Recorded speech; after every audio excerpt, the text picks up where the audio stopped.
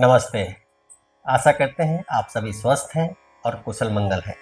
बात करेंगे आज घुटनों से कट-कट की आवाज़ का आना। सीढ़ियाँ चढ़ते हैं, कट-कट की आवाज़ आती है। लेटे-लेटे भी पैर मोड़ते हैं, कट-कट की आवाज़ आ जाती है। या यदा-कदा कभी-कभी कट-कट की आवाज़ आ जाती है। उठते-बैठते भी कभी-कभी कट-कट की आवाज़ आ जाती है या हमेशा आती रहती है। उसके कुछ कारण होते हैं। सबसे बड़ा कारण आपके जॉइंट्स कमज़ोर हैं। जॉइंट्स कमज़ोर हैं, कमज़ोर हो गए हैं या कमज़ोर हो रहे हैं। मांसपेशियों में कमज़ोरी है, लिगामेंट का प्रॉब्लम है, कार्टिलेज घिस गया जिसे कि वैक्स का घिस जाना, खत्म हो जाना कहते हैं। ग्रीस कम हो गया, इस भाषा का भी लोग प्रयोग करते हैं। घुटनों में एक तरलीय पदार्थ होता है जिसकी वजह से ये ग्रीसिंग ऑयलिंग का काम करता है। ये उसकी वजह से भी ये कट-कट की आवाज़ आती है। या आप वॉक करने या रन करने जाते हैं ऊबड़-खाबड़ ज़मीन पर। कई बार आप देखेंगे लोग वॉक करने निकलते हैं, जूते, शूज़, वॉकिंग या रनिंग जो शूज़ है घर में जूते वो पहन लेते हैं। बस जूते हैं तो पहन लिया और निकल गए वॉक करने और रन करने। अब ज़्यादातर लोगों को देखेंगे घुटने ये जूते का सोल नीचे की तरफ एक तरफ से घिस गया है, या तो दाहिने से घिस गया या बाएं से घिस गया या पीछे घिस गया, और पैर की स्थिति ऐसे हो चुकी है। पैर हमारे गाड़ी के पहिए होते हैं, टायर। इस प्रकार से अगर टायर रहेगा तो बहुत जल्दी गाड़ी बिगड़ जाएगी। तो ये गाड़ी, चार पहिए वाली गाड़ी तो सर्विस सेंटर में ठीक हो जाती है, कुछ पैसे लगते हैं, ठीक हो जाती है और गाड़ी को तकलीफ नहीं होती। पर ये हार्ड मांस का शरीर है, यहाँ तकलीफ भी होती है। तो सबसे पहली बात कि आप जो वॉक पर या रनिंग करने निकलते हैं, जूते हमेशा बढ़िया किस्म के पहने। जूते का जो सोल है वो अगर घिस जाता है किसी भी तरफ से, आप जूता बदल दीजिए, आप जूता फेंक दीजिए, क्योंकि वो आपके पैर को खराब कर देगा, घुटनों को बेकार कर देगा। इसलिए जूते हमेशा सोच समझकर अच्छे किस्म के पहने। सोल घिसे फेंक दीजिए, नया लीजिए, दूसरा लीजिए। ऊबड़ खाबड़ जमीन पे वॉक मत करिए, रनिंग मत करिए। रोज कुछ शारीरिक अभ्यास में पैरों की स्ट्रेचिंग जरूर कीजिए, जहाँ पे ये घुटने का हिस्सा हमारा स्ट्रेच हो। पैर की एक्सरसाइज करेंगे, घुटने उसमें आ जाते हैं, घुटनों का एक्सरसाइज उसमें हो जाता है, अलग से करने की आवश्यकता नहीं है आपको। मैं आपसे शेयर करूंगा कुछ सरल से अभ्यास, खड़े खड़े ही। उसके लिए आपको अलग से समय निकालने की आवश्यकता नहीं है। आप घूमने फिरने जाते हैं, मॉर्निंग वॉक जाते हैं, इवनिंग वॉक जाते हैं, आप वहीं पर 2-4-5 मिनट का समय निकाल करके आप कुछ सरल से अभ्यास करेंगे और आपकी ये कट-कट की समस्या धीरे धीरे हल हो सकती है। अभ्यास करते हैं और इसको समझने का प्रयास करते हैं। तो सबसे पहला अभ्यास, आपने दोनों पैरों में समानांतर दूरी।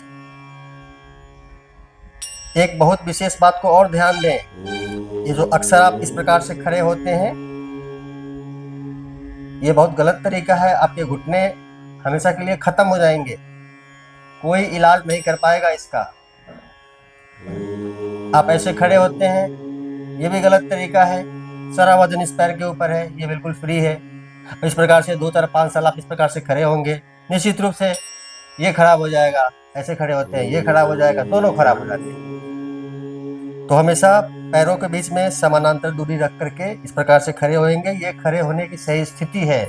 दोनों पैर पे समान वजन, पैरों में दर्द नहीं होगा, कमर में दर्द नहीं होगा, कूल्हे में दर्द नहीं होगा।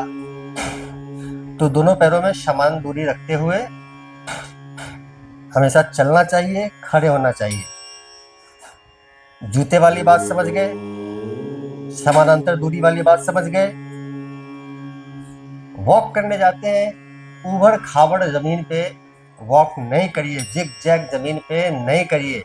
समतल जमीन, चाहे वो ग्राउंड है या रोड है या आपके कैंपस है या आपका गली मोहल्ला है, ऊबड़ खाबड़ जमीन पे वॉक नहीं करते हैं।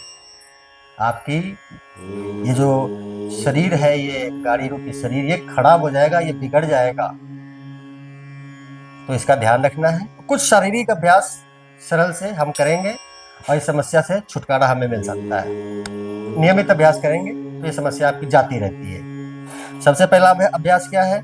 दोनों पैरों में समानांतर दूरी रखना है, दोनों हाथ आपके घुटनों पर, और एक एक करके दोनों पैर को इस प्रकार से रखना है।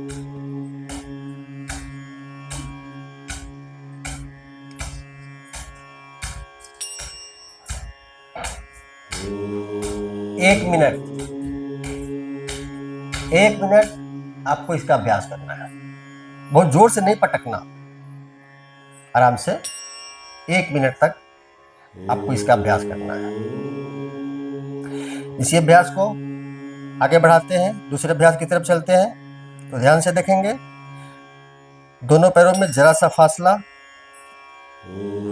हाथ रख दीजिए कमर पे या जंघा पे और सामने की तरफ झुकेंगे।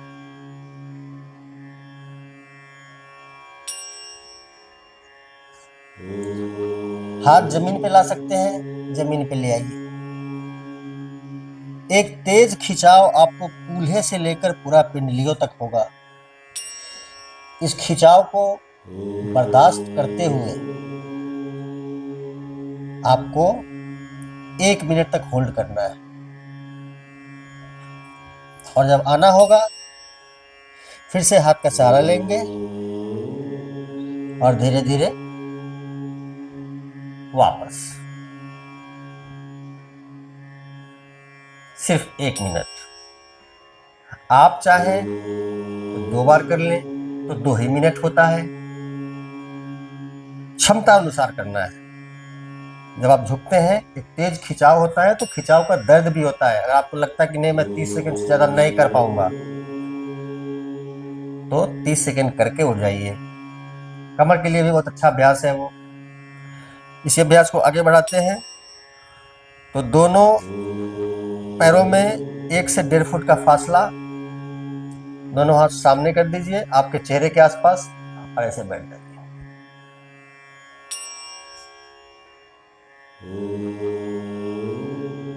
यह भी क्षमता अनुसार।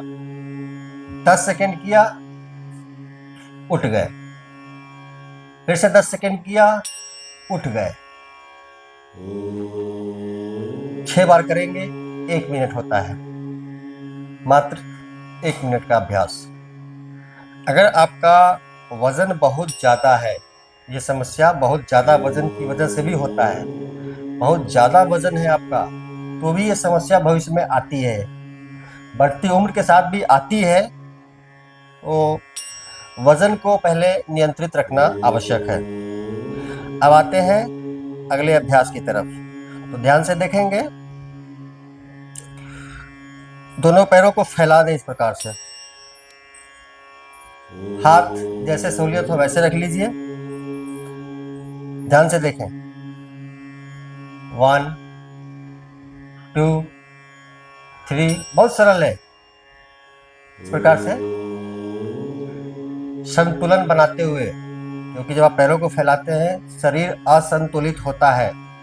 तो आप चाहें तो दीवार के सहारे कर सकते हैं इस प्रकार से 30 बार, 30 टाइम्स इसका आप अभ्यास करें।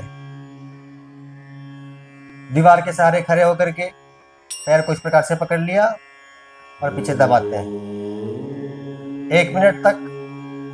ठीक उसी प्रकार से 1 मिनट तक दीवार का सहारा ले लीजिए, ताकि आपका संतुलन न बिगड़ जाए, आप गिर न जाए, दूसरा समस्या न शुरू हो जाए। दीवार के सहारे करें। तो ये कुछ सरल से अभ्यास है जो आपके घुटने के लिगामेंट को स्वस्थ और मजबूत बनाते हैं, घुटने को स्वस्थ मजबूत दर्द मुक्त बनाते हैं और आपके घुटने में जो कट-कट की आवाज़ आती है, इस समस्या से आपको धीरे-धीरे छुटकारा मिल जाता है। अभ्यास में लीजिए, लाभ उठाइए, साथ ही वीडियो को लाइक करें, मुझे फॉलो कीजिए, वीडियो को शेयर भी कर दीजिए ताकि ज़्यादा से ज़्यादा लोग इसका लाभ उठा सकें। और चैनल पर नए हैं तो सब्सक्राइब जरूर कर लीजिए। आप सबका मंगल हो।